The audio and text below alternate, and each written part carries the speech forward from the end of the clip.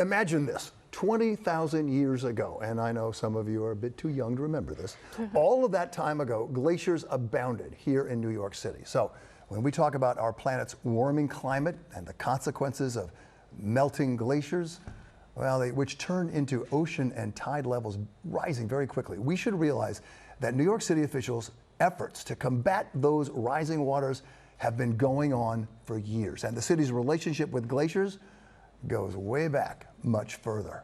Here's meteorologist Dani Beckstrom. Guys, Fast Tony was right. Everything is melting. It's not just in the movies. The ice on our planet is melting faster than we ever thought possible. And it's not just taking place at the North and South Pole.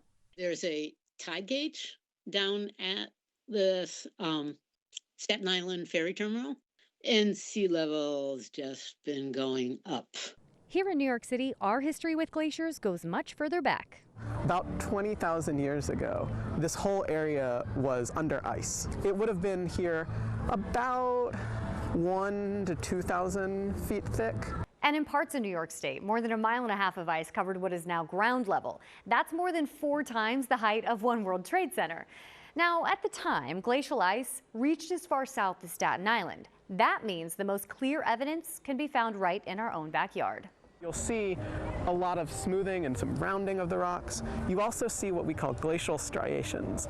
And these, they look like scratches. They're little lines across the rock that formed as the ice was moving over the rock. Central Park is littered with evidence of glacial movement. Take upright rocks like this one. It's referred to as a glacial erratic because it was brought here by glaciers, and when they melted, it was dropped into place. These pink, big grains are not a common feature. Most of the granites around don't look this unique, but there's a spot we found this at the Bronx Zoo. Reminder, that boulder is in the southern section of Central Park, about 7.5 miles from the Bronx Zoo. And here by the Hudson, even more evidence of glaciers. All you have to do is look over the water. So all the roundness of the hills we see is glacial. The river, certainly there was ice flowing down there, so it was certainly carved. Dani Beckstrom, Channel 7 Eyewitness News.